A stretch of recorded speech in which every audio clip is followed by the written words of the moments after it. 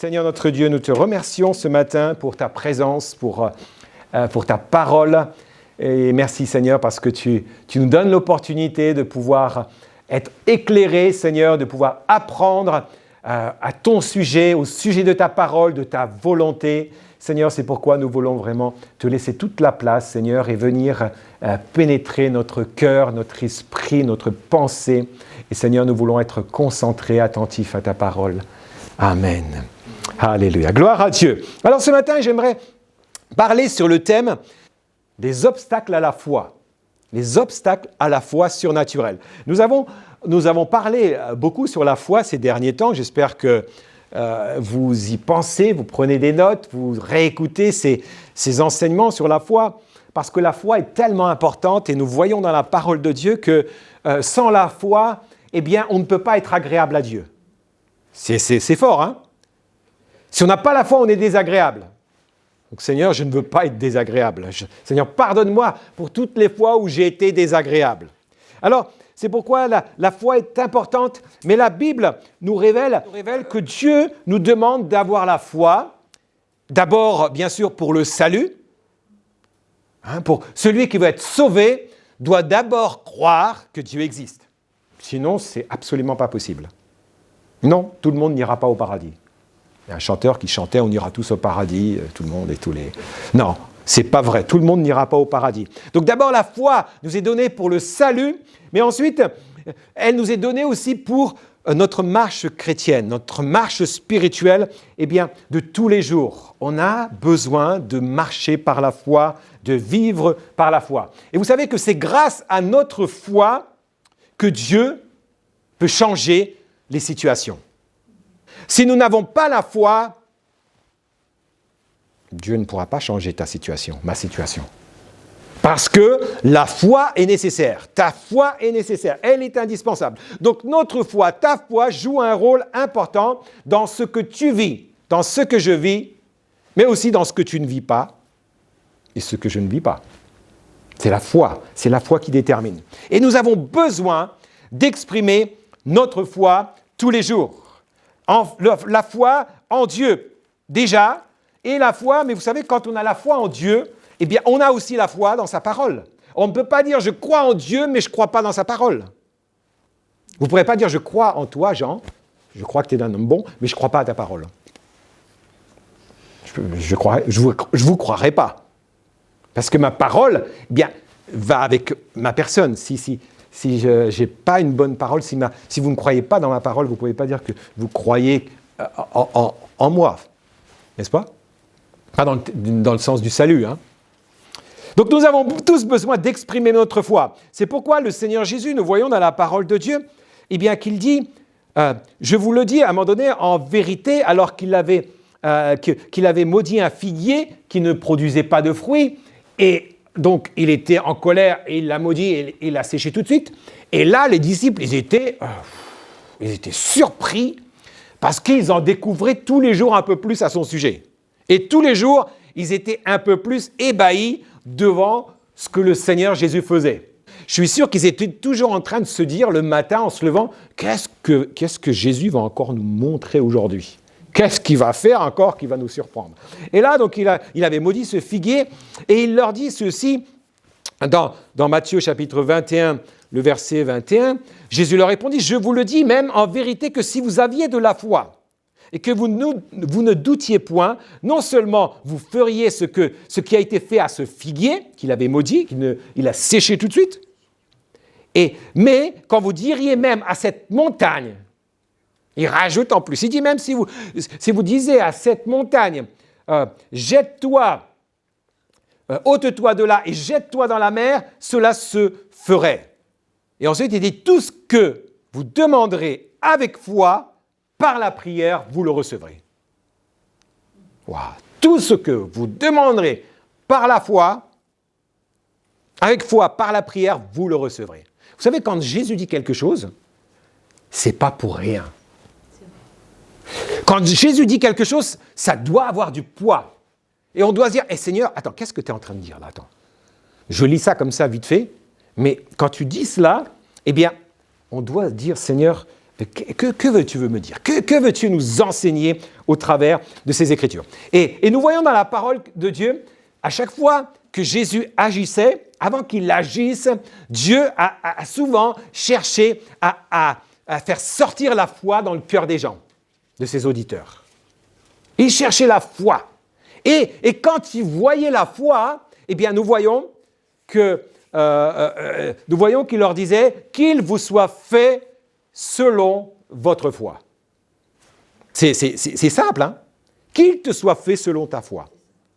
Alors ma femme, des fois, me dit, écoute, si tu ne crois pas, si tu déclares négativement, ça va t'arriver.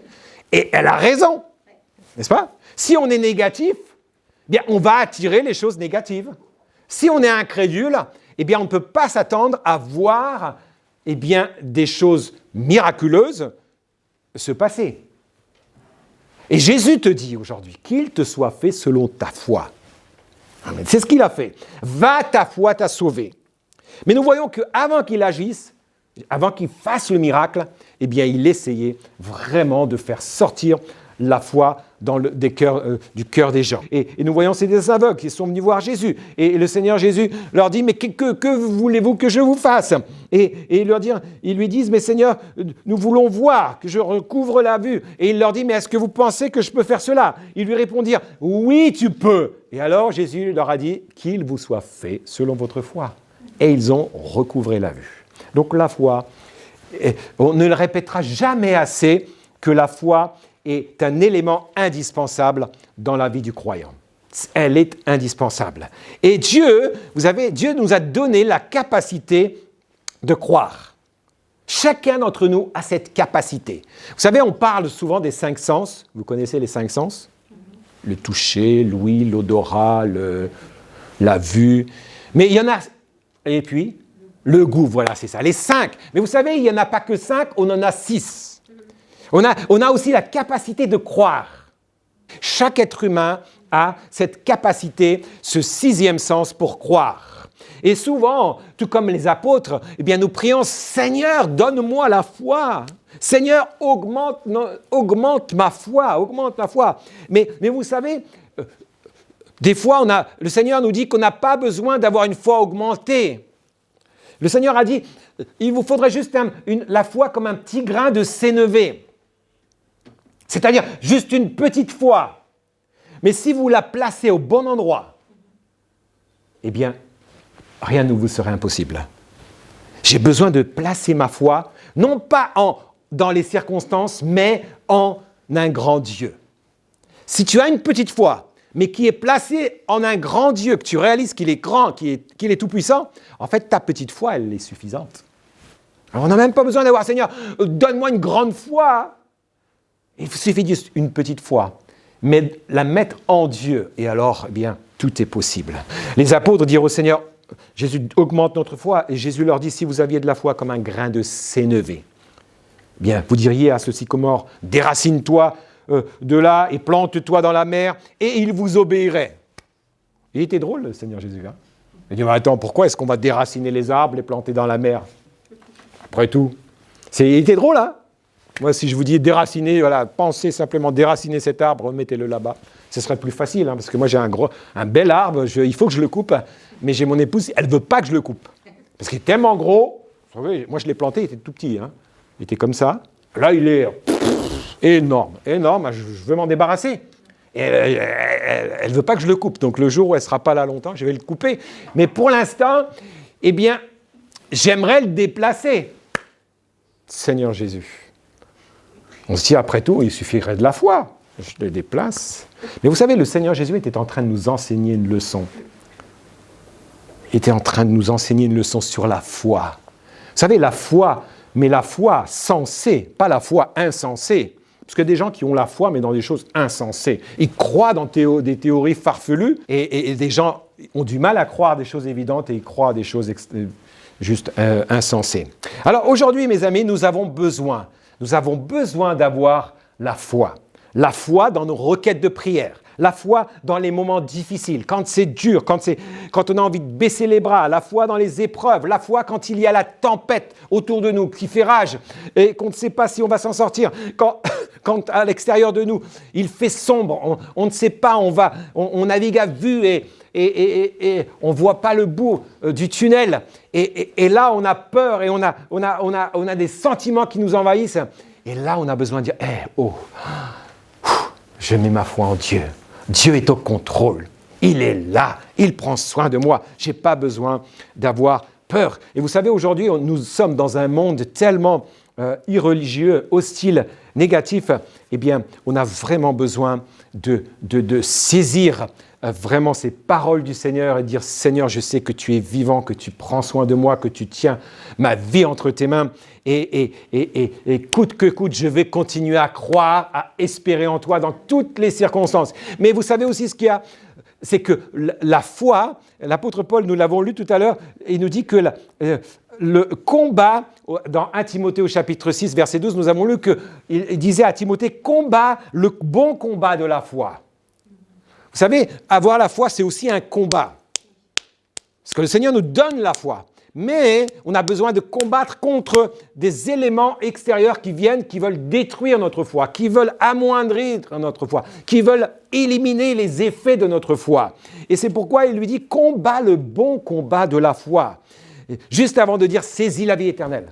Saisis la vie éternelle. Alléluia. Nous avons la vie éternelle, Cédric. Donc, on a la foi en Dieu. On croit que Dieu est fidèle à sa parole et qu'il nous donne la vie éternelle. Il lui dit, tu as été appelé à laquelle tu as été appelé et pour laquelle tu as fait une belle confession en présence d'un grand nombre de témoins. Alors, pourquoi est-ce que l'apôtre Paul lui dit, combat le bon combat? Vous savez, le combat, ça implique quoi? Ça implique une lutte. Une lutte, une concentration, un effort. Pour viser juste, on a besoin de combattre, on a besoin de persévérer. La persévérance. La foi, mes amis, est un combat contre quoi? Contre le doute. Contre le doute, contre des choix dramatiques, contre le baisse de morale, contre des craintes, contre des sentiments d'impuissance. Vous savez que la foi, lutte contre la chair, contre les raisonnements humains. La foi, elle lutte contre les sentiments humains, contre toute une mentalité mondaine, contre les symptômes, contre la logique. C'est pourquoi l'apôtre Paul écrit dans 2 Corinthiens, chapitre 10, verset 5, « Nous renversons tous les raisonnements et toute hauteur qui s'élève contre la connaissance de Dieu et nous amenons toute pensée prisonnière captive à l'obéissance de Christ. » Vous voyez, c'est un combat d'amener nos pensées captives à l'obéissance de Christ. Et nous renversons tous les raisonnements et toutes les hauteurs. Vous savez, c'est l'orgueil de l'homme. L'homme veut tout comprendre, veut tout voir, veut avoir la preuve avant de croire. Et il est orgueilleux. Vous savez, l'orgueil empêche l'homme de rentrer en contact avec Dieu. C'est l'orgueil qui empêche les hommes de rencontrer Dieu, d'être sauvés. Pour rencontrer Dieu, j'ai besoin de renverser ces raisonnements humains, intellectualistes, qui nous empêchent de croire en Dieu. Donc la foi lutte contre tout cela, lutte contre la chair. La foi est souvent illogique, humainement parlant. On se dit, ouais, c'est pas logique ce que tu me dis là, c'est pas logique que Jésus était le Fils de Dieu, le Dieu fait chair, c'est pas possible qu'il ait ressuscité. Mais si, c'est possible. C'est pourquoi l'homme doit croire. Il doit croire dans la résurrection. Il doit croire que le salut est possible. Donc la foi, elle est peut-être illogique humainement, mais parce qu'on ne peut pas la prouver scientifiquement. Hein. On aimerait tant scientifiquement pouvoir prouver la foi. Mais ce n'est pas possible. Parce que ça vient de l'intérieur, ça vient de l'esprit. Alléluia. Vous savez, pour Dieu, rien n'est impossible. Donc, c'est pour ça que pour Dieu, la foi n'est pas illogique. Parce qu'avec Dieu, tout est possible. L'ange vient dire à Marie, avec Dieu, tout est possible. Alléluia. Gloire à Dieu. La foi n'est pas quelque chose de visible, de palpable, mais souvent, ce qui est visible et palpable, c'est le résultat de la foi. Mais la foi, elle n'est pas visible. La foi de Dieu n'est pas quelque chose de naturel. Mais la foi de Dieu, elle est surnaturelle. Elle est au-delà de notre monde visible. Alléluia. Vous savez, lorsque nous allons développer notre foi, cette foi surnaturelle, cette foi vivante en Dieu, eh bien, nous allons alors découvrir une vie épanouie, une vie où la déprime n'a pas de place, où les angoisses, les craintes, eh bien, vont laisser la place à quoi? À la paix de Dieu.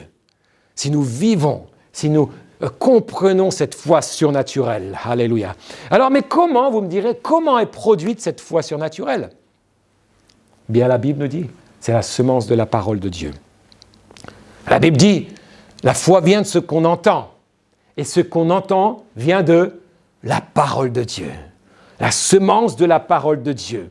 Mais la Bible, mes amis, nous révèle aussi que notre foi a aussi un ennemi. Non, ce n'est pas ton voisin ou ta voisine, ton ennemi. Non. Nous avons un ennemi. Et elle nous dit aussi que nous avons des obstacles. Nous allons avoir des obstacles dans la vie. Et notre ennemi principal, numéro 1, vous savez c'est qui? C'est le diable. C'est ce que la Bible dit. Le diable est notre ennemi. Ensuite, il y a la chair, notre chair aussi, parfois, elle est notre ennemi. Et il y a aussi le monde. Le diable, notre chair, le monde.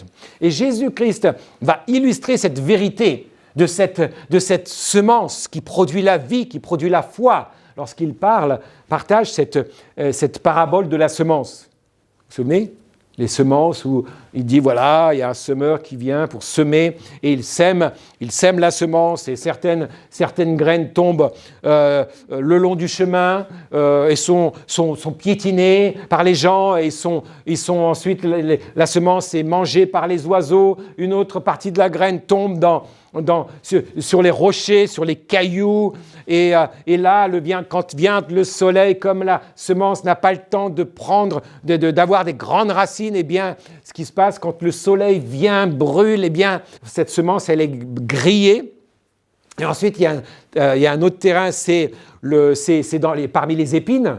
La semence tombe parmi les épines, et là, parmi les épines, eh bien, la semence, elle est étouffée à cause des épines. Et ensuite, il parle de la bonne terre, où la semence, elle est semée, et là, eh bien, elle produit une bonne semence. Et le Seigneur Jésus, ensuite, il dit aux disciples, parce qu'ils n'ont pas bien compris, en fait. Vous avez déjà bien compris, mais les disciples n'avaient pas bien compris ce qu'il était en train de leur dire, parce qu'ils étaient terre à terre. Mais là, le Seigneur Jésus va leur expliquer cette vérité de la semence, de la parole de Dieu, qui est semée par le semeur, et ensuite, elle produit des fruits. Et elle produit, bien sûr, la foi dans le cœur des gens. Et bien sûr, au bord du chemin, le Seigneur Jésus dit que ce sont les personnes qui écoutent la parole de Dieu. Ils écoutent, ils entendent, mais il y a le diable qui vient. Voilà l'ennemi numéro 1 de chaque être humain. Eh bien, c'est le diable qui vient arracher cette semence de leur cœur pour les empêcher de croire, d'avoir la foi et d'être sauvés. C'est la première catégorie des gens. Ils se font avoir par Satan, par l'ennemi. Vous savez, même dans l'Église, des fois, Satan, il vient. Parce que la porte est ouverte, c'est libre. Il ne doit pas s'inscrire, mais c'est libre. Chacun peut entrer. Donc, il entre. Et parfois, il s'arrête. On ne le voit pas, mais il est là, à côté du croyant, et puis de celui qui écoute, et puis il lui chuchote des choses. C'est vrai, C'est pour ça que des fois, il faut que ça soit plein, à craquer, comme ça, il sort. Ou alors, on lui dit « Sors !» Mais vous savez, parfois, on laisse Satan s'asseoir à côté de nous, et il nous dit des paroles. Pourquoi? Son objectif, c'est quoi? C'est de nous prendre cette semence afin qu'elle ne produise pas les fruits. Et il veut t'empêcher de croire et d'être sauvé. Il veut t'empêcher d'avoir la foi en Dieu et de vivre le miraculeux. Il y a Satan. Ensuite, il y a les gens qui sont sur cette semence qui tombe sur la pierre. Eh bien, sur la pierre, et le Seigneur Jésus leur dit que ce sont ceux qui entendent la parole de Dieu et qui l'acceptent avec joie. Ils disent, waouh, j'accepte, elle est tellement bonne. Je suis heureux d'avoir entendu cette parole. Mais, comme ils ne la laissent pas prendre racine dans leur cœur, dans leur vie, eh bien, leur foi est passagère. Elle est soudaine. Ils ont entendu la parole que le salut est gratuit, que c'était une bonne nouvelle, le gospel. Ils entendent, ils sont touchés. Mais, eh bien, il n'y a pas de racine. Cette semence n'a pas eu le temps de pénétrer leur cœur. Et là, eh bien, leur foi est passagère. Et lorsque survient l'épreuve, nous avons entendu parler de l'épreuve, je crois que la semaine dernière. Quand vient l'épreuve, qu'est-ce qu'ils font ces gens-là? ils abandonnent. Ouais, c'est trop dur. Ou Dieu ne répond pas à ma prière. Ou c'est trop dur d'être un chrétien. Il faut abandonner trop de choses. Et ainsi de suite. Parce qu'ils n'ont pas des racines suffisamment profondes.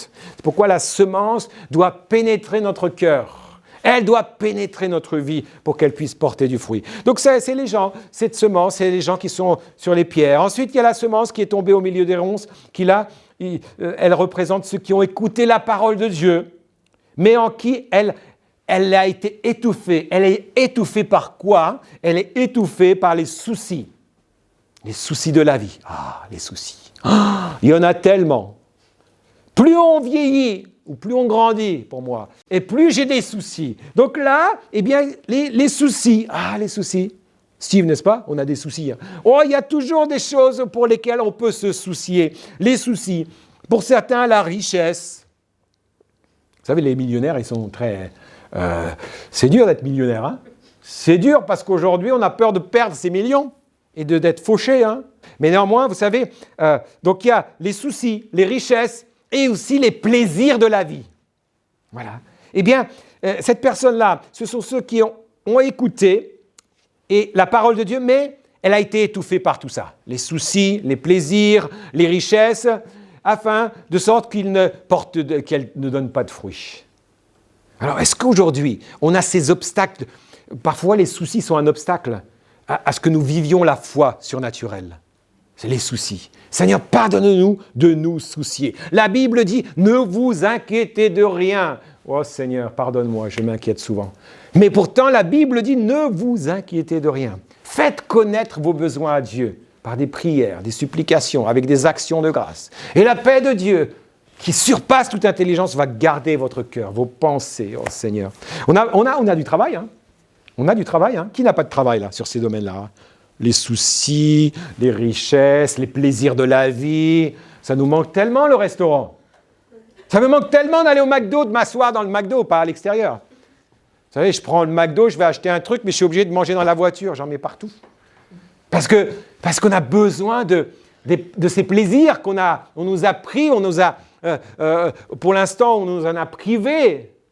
Les plaisirs de la vie. Est-ce qu'on a autant plaisir dans les choses de Dieu? Oh Seigneur, donne-nous, aide-nous. Il va falloir franchir ces obstacles, parce que ce sont des obstacles à notre foi. Le diable, les plaisirs de la chair, le monde nous présente à tout un tas de besoins. Oui, tu as besoin d'une autre voiture parce que tu as un C4, Picasso C4, c'est démodé il y a 10 ans. Il faut changer de voiture. Et là, je dis, ouais, il faut une voiture et j'ai besoin d'une belle voiture. Un 4x4 et tout, ouais. Ma femme veut un 4x4, moi je dis non, moi je veux une voiture berline. Vous voyez, la société nous crée toujours des besoins. Et du coup, on a notre tranquillité, notre paix, eh bien, qui est affectée, qui est tarie, on perd notre paix. Seigneur, donne-nous la paix. Nous voulons te faire confiance. Et enfin, il y a cette bonne terre. Il y a cette semence qui tombe dans cette bonne terre. Et alors, la bonne terre, eh bien, ce sont tous ceux.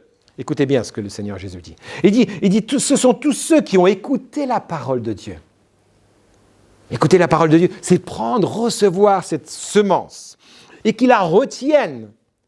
J'écoute, j'entends, je la retiens avec un cœur honnête, avec un cœur bien disposé, un cœur honnête. J'écoute la parole de Dieu, pas simplement par habitude. Parce que vous savez, souvent, je me suis rendu compte que quand on est chrétien depuis très jeune, depuis enfant, eh bien, les histoires, on les a connues, on les a écoutées déjà des dizaines de fois. Et alors, quand le prédicateur me parle d'une histoire, mais je la connais déjà et je bascule à autre chose parce que je la connais du début jusqu'à la fin. Du coup, on n'écoute plus vraiment. On n'est pas vraiment attentif. Et cette semence, eh bien, elle ne pénètre pas dans notre cœur. C'est pourquoi il faut être très prudent.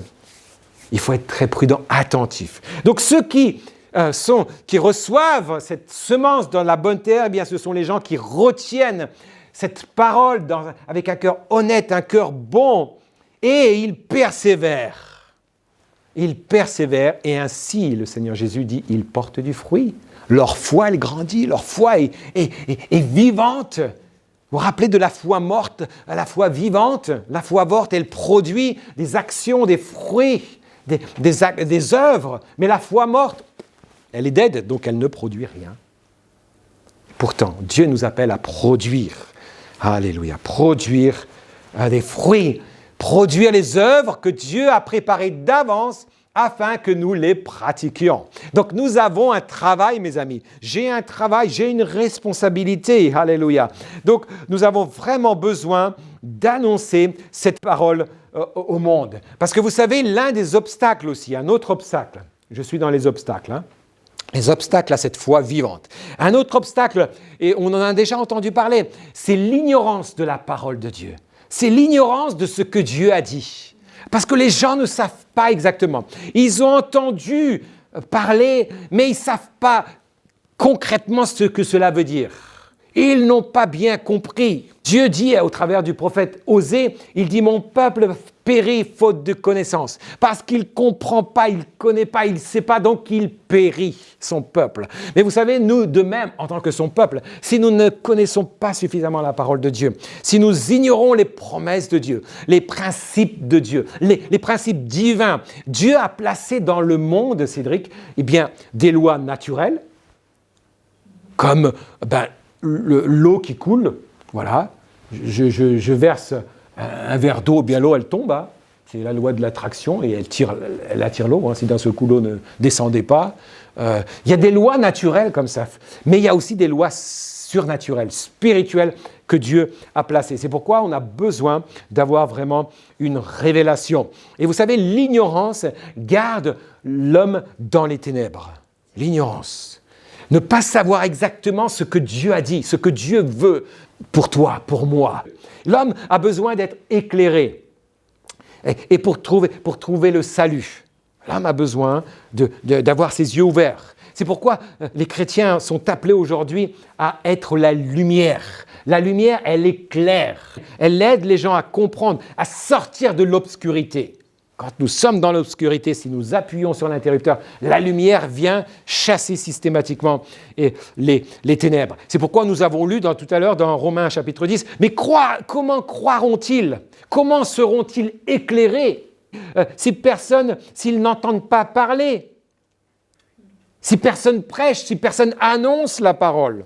C'est pourquoi on s'égosille avec mon épouse de parler, de prêcher la parole de Dieu, parce qu'on veut qu'un grand nombre de personnes soient éclairées au sujet de Dieu. Et vous savez que Satan fera tout pour vous garder dans les ténèbres. Il fera tout pour garder le monde dans les ténèbres, dans l'obscurité, éloigné de la vérité.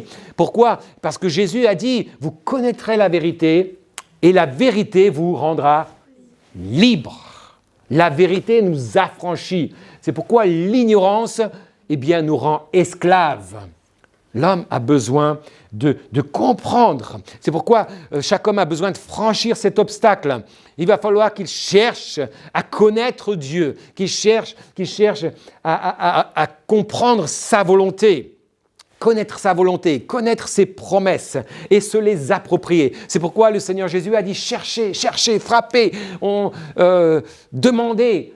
Il n'a pas dit restez assis et puis on verra, quelqu'un viendra vers vous. Non, il a dit demandez, cherchez, frappez, agissez et alors vous trouverez, on vous ouvrira. Il y a une action. On ne peut pas dire écoute, le Seigneur te sauvera. Non, cherche. Cherchez l'Éternel, nous dit le prophète Ésaïe. Osée 55. Cherchez l'Éternel pendant qu'il se trouve. Aujourd'hui, mes amis, chaque être humain peut rencontrer Dieu, peut trouver Dieu. Mais vous savez, même le chrétien qui est né de nouveau, baptisé d'eau, baptisé du Saint-Esprit, peut manquer souvent la cible s'il n'est pas vigilant. Pourquoi? Parce qu'il y en a un qui est comme un lion rugissant. Ce n'est pas le lion qu'on chante. S'il est comme un lion rugissant, qu'il vient déguisé en ange de lumière parfois, mais aussi comme un lion rugissant, et il veut dévorer déjà les croyants, mais il veut éloigner aussi ceux qui sont dans les ténèbres, il veut les éloigner de la lumière afin qu'ils ne voient point. Et c'est pourquoi Satan met toute son énergie, il met toute son énergie pour nous éloigner de cette parole vivante. Satan fera tout pour nous éloigner de cette parole qui transforme. Il cherche même à diluer la parole de Dieu. Il veut diluer afin qu'elle n'agisse pas suffisamment. Vous savez, quand on dilue un produit, un nettoyant, eh bien, à un moment donné, il n'agit plus. Et c'est ce que Satan essaye de faire. Il essaye de diluer la véritable parole. Mais est-ce que Dieu voulait vraiment dire ça? Ah oui? C'est ce que Satan a fait avec Jésus. Il est allé le voir. Est-ce que les Écritures veulent dire vraiment ça? Et il l'a détourné, il a déformé les Écritures pour le tenter. Ne pensez-vous pas qu'il va le faire avec vous, avec nous, avec moi, avec toi? N'est-ce pas? En tant qu'héritier, enfant de Dieu, Dieu nous a donné un héritage. Dieu nous a donné des promesses. Dieu nous a donné aussi l'autorité contre le diable. Pour lui résister. La Bible dit, résister au diable. Mais c'est qu'une demi-vérité. Hein. Vous savez ce qu'il dit? Résistez au diable, soumettez-vous à Dieu, et il fuira loin de vous. Il y a deux choses, hein. La résistance au diable et la soumission à Dieu. Et le diable va s'enfuir. C'est pourquoi il est important de prendre cette autorité que le Seigneur nous a donnée. De ne pas oublier que nous avons un héritage dans le ciel, qui ne peut ni se corrompre, ni se flétrir, il ne peut pas être volé. On a un héritage. Cela doit nous encourager à persévérer quand c'est dur. Quand on a envie de baisser les bras, dire « Seigneur, non, j'ai un héritage là-haut, je ne peux pas m'arrêter là. Je veux vraiment arriver jusqu'au bout. » Alléluia. Car la Bible dit que celui qui persévérera jusqu'à la fin sera sauvé. Donc il y a vraiment un combat de la foi. Je dois continuer à croire. Alléluia. Donc je dois vraiment chercher à comprendre la volonté de Dieu. Et donc c'est par la connaissance, mes amis. C'est par la connaissance et la révélation de la parole de Dieu, de la volonté de Dieu, eh bien, qu'on obtient la foi. Quand on a une révélation, quand on comprend ce que Dieu veut dire, alors notre foi grandit. Alléluia. La foi vient de ce qu'on entend de la parole de Dieu. Si tu veux que ta foi augmente, eh bien, cherche à prendre, à recevoir cette parole, à laisser cette parole pénétrer ton cœur, cette terre, humblement. C'est comme nous avons lu tout à l'heure. Bon cœur, bien disposé, afin de franchir cet obstacle de l'ignorance. Mais vous savez, il y a un autre obstacle qui est aussi très puissant. C'est la méconnaissance. La méconnaissance de la parole de Dieu. Et souvent, la méconnaissance est même pire que l'ignorance. Vous savez, c'est plus difficile de recevoir la révélation quand on croit qu'on sait, mais qu'on sait de travers.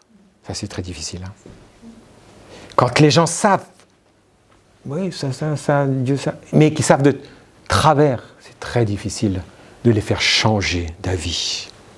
La méconnaissance. Vous savez, parfois, il y a les filtres de la tradition. Ah, la tradition dit ceci. C'est la tradition, elle est très puissante. Quand c'est une bonne tradition, oui. Mais quand la tradition va à l'encontre de la Bible, de la parole de Dieu, de ce que Dieu nous révèle, eh bien, la tradition n'est pas bonne. Elle nous tient esclaves. Elle nous tient dans l'obscurité. Elle est un obstacle à notre foi réelle. Il y a des gens qui sont dans des traditions tellement fortes que, en fait, ils ne peuvent pas découvrir la foi véritable. Parce qu'il y a la tradition. Il y a aussi notre environnement. L'environnement peut être un obstacle. Si vous êtes dans un environnement hostile à la foi, si vous êtes dans un environnement incrédule, si vous êtes dans un environnement juste religieux, mais non pas pratiquant, c'est aussi un obstacle. Il y a nos habitudes, il y a les fausses doctrines. Tout ça, eh bien, sont des ennemis de la foi. La méconnaissance. Penser qu'on sait, mais on sait de travers. Ça, c'est très difficile. Vous savez que les gens de Nazareth, ils étaient habitués à Jésus. Ils le connaissaient. Ils savaient ses défauts, peut-être, mais il en avait, je ne pense pas. Mais ils pensaient qu'il avait des défauts, parce que les gens trouvent des défauts, même si vous n'en avez pas. Hein. La plupart, vous n'avez pas de défauts. Mais en même temps, il y a des gens qui savent qu'ils vous trouvent des défauts. On a tous des défauts. Hein. Mais ils connaissaient Jésus. Et là, les gens de Nazareth, eh bien, ils prétendaient le connaître. Et pourtant, eh bien, nous voyons que Jésus, dans Marc, vous lirez à la maison, qu'il ne put faire aucun miracle, sinon guérir quelques malades. Parce qu'ils étaient incrédules. Parce qu'ils le connaissaient trop, donc ils ne croyaient pas dans sa parole. L'incrédulité. Vous savez, ne vous habituez jamais à écouter la parole de Dieu d'une manière systématique et froide. Vous savez, on peut s'habituer à écouter la parole de Dieu. On peut s'habituer à chanter dans le vide. On peut s'habituer à faire semblant de louer le Dieu. On peut s'habituer. Ça peut devenir mécanique quand c'est jour après jour, dimanche après dimanche. Et je me parle à moi-même aussi. On peut faire les choses d'une manière automatique, mais d'une manière vide. On a besoin vraiment d'être actif, de ne pas être passif dans l'adoration, dans la louange, dans l'écoute. Pas juste, voilà, j'écoute, il y a la réunion, après c'est fini, je vais rentrer chez moi, je vais aller manger au McDo, c'est cool. Et la parole donne après chez quoi? Je ne sais plus, quelque chose de bien, la foi, je crois. Soyons actifs, soyons pas passifs. Laissons notre esprit vraiment prendre cette semence de la parole de Dieu et dire, hey, Seigneur, qu'est-ce que tu essaies de me dire? Amen. La foi, elle doit pénétrer mon esprit parce qu'il y a l'ennemi, il y a le diable, il y a la chair, il y a le monde, il y a les soucis, il y a la richesse, il y a les plaisirs, tout ça qui sont des obstacles qui m'empêchent de vivre cette foi vivante, qui est capable de transporter des montagnes, d'ouvrir la mer, de ressusciter les morts, et puis d'être heureux. D'être heureux et de se dire, hey, Seigneur, j'ai la foi en toi, je n'ai pas besoin de m'inquiéter. Vous savez, des fois, on n'a pas besoin juste de voir des grands miracles pour croire en Dieu, pour être en paix. On a juste besoin d'être serein, savoir que Dieu est au contrôle, qu'il nous aime et qu'il a préparé pour nous un héritage. Alléluia. Mais vous savez, parfois, nous perdons des batailles à cause de notre ignorance. À cause de notre ignorance ou même de notre méconnaissance de la parole de Dieu, du plan de Dieu. Alléluia. Donc cherchons, mes amis, cherchons humblement à comprendre la parole de Dieu, à méditer la parole de Dieu. Aimons-la sincèrement, proclamons-la, étudions-la, méditons, mémorisons-la, mais surtout appliquons la parole de Dieu. Vous savez pourquoi? Parce que la parole de Dieu agit d'une manière concrète chez ceux qui l'appliquent concrètement. C'est aussi simple que ça. La parole de Dieu agit d'une manière concrète chez ceux qui l'appliquent concrètement. Alors sachez que Satan, le monde, eh bien, feront tout pour vous éloigner de cette parole vivante. Ils chercheront même à vous voler cette parole qui est dans votre cœur. Résistons au diable. Alléluia. Et laissons vraiment le Saint-Esprit venir ranimer notre foi. Alléluia. Gloire à toi, Seigneur Jésus. Alléluia. Donc les obstacles, il y a d'autres obstacles, mais je vous les laisserai pour plus tard. Comme ça vous permettra de digérer déjà cela. Mais notre foi, la foi, celle qu'on veut, la foi véritable, elle a des obstacles. Elle a un ennemi, c'est le diable, il est notre ennemi, il est votre ennemi. Il veut vous voler ce que le semeur a semé. Donc ne laissez pas faire le diable. Ne le laissez pas vous voler. Ne laissez pas le monde. Ne laissez pas les plaisirs du monde. Ne laissez pas les soucis de la vie venir voler. Mais laissez la parole de Dieu prendre racine. La racine des racines. Vous savez, les racines, une fois qu'il y a des racines, il peut y avoir une grande tempête. L'arbre ne sera pas dénaturé. Alléluia. S'il y a des racines très fortes. Gloire à toi, Seigneur. Alors, je vous invite à vous mettre debout. Ce matin, j'aimerais vraiment que nous demandons au Seigneur de nous aider à comprendre quels sont les obstacles et comment les affronter, comment les surmonter. Bien sûr, comment franchir ces obstacles efficacement. Eh bien, il faut chercher sincèrement à découvrir et à écouter attentivement la parole de Dieu, ce que Dieu a déjà dit. Ensuite, être prêt à l'appliquer, à obéir coûte que coûte, à être malléable, même si c'est difficile. Alléluia. Être prêt à obéir, appliquer aussitôt qu'on a entendu, on a compris la parole de Dieu, aussitôt qu'on a eu la révélation spirituelle, eh bien, je vais appliquer. Et il faut fuir la procrastination. Le fait de remettre demain, pas aujourd'hui parce que là j'ai envie de me faire plaisir. Non, tu remets pas, tu dis Seigneur, tu me montres ce que je dois faire, eh bien je veux le faire maintenant. À bas la procrastination, rejeter toutes les excuses. Ah non, pas maintenant, ou c'est à cause d'Ève, c'est à cause d'Adam, non, c'est à cause de... Non, on rejette tout ça, on agit, on applique aussitôt. Alléluia. Gloire à toi, Seigneur. Ensuite, bien sûr, soyons fidèles dans les petites choses. Alors, les petites choses, quand le Seigneur te montre une petite chose, applique-la. Mets-la en place dans ta vie. Et alors, tu verras que le Seigneur va augmenter ta foi. Ta foi va devenir plus mature, plus musclée. Alléluia. Notre foi est comme un muscle. Sixième sens, c'est un muscle. Hein. Vous savez, les yeux, ça, là j'ai des nouvelles lunettes. Il faut que mes yeux s'habituent au changement de calage, tout ça. Hein. Il y a besoin de... Encore, je vous vois flou des fois. Hein. Là, il faut que j'ajuste. Mais vous savez, notre sixième sens a besoin aussi d'être... Seigneur, oui, tu me demandes de continuer à croire, même si je ne vois pas forcément le résultat là tout de suite, mais je sais que les choses vont arriver comme tu l'auras décrété. Alléluia. Alléluia. Seigneur, merci pour ta parole ce matin. Seigneur, merci parce que tu nous permets, Seigneur, de croire. C'est une question de choix. Seigneur, tu nous as donné à tous une portion de foi. C'est pourquoi, Seigneur, nous voulons la placer en toi, en ta parole, parce que ta parole est la vérité. Seigneur, ta parole s'accomplira. Seigneur, elle s'est accomplie et elle va s'accomplir. C'est pourquoi nous n'avons pas besoin d'avoir peur, de vivre dans la crainte, dans l'angoisse. Même si Satan essaye de nous décourager, de nous détourner, il est notre ennemi, mais nous voulons lui ordonner de partir, de cesser de nous importuner, parce qu'il est le père des mensonges. Mais Seigneur, nous voulons placer notre foi en toi, en ta parole, qui est la vérité. Seigneur, c'est ta parole, parce que la foi vient de ce qu'on entend de ta parole. Seigneur, c'est pourquoi nous voulons laisser cette parole, cette semence, produire en nous ses fruits. Seigneur, pour ta gloire. Merci, Seigneur, parce que tu nous donnes la capacité, Seigneur, de croire, Seigneur, et nous voulons vraiment, Seigneur, combattre ce bon combat de la foi. Seigneur, même quand c'est difficile, eh bien, nous voulons nous entraîner à franchir tous ces obstacles, Seigneur, qui se dressent devant nous. Mais Seigneur, tu nous donnes la capacité de le faire. C'est pourquoi nous dépendons de toi. Seigneur, nous dépendons de toi, non de nos capacités humaines, mais Seigneur, des capacités spirituelles qui viennent de toi. Sois élevé, Seigneur.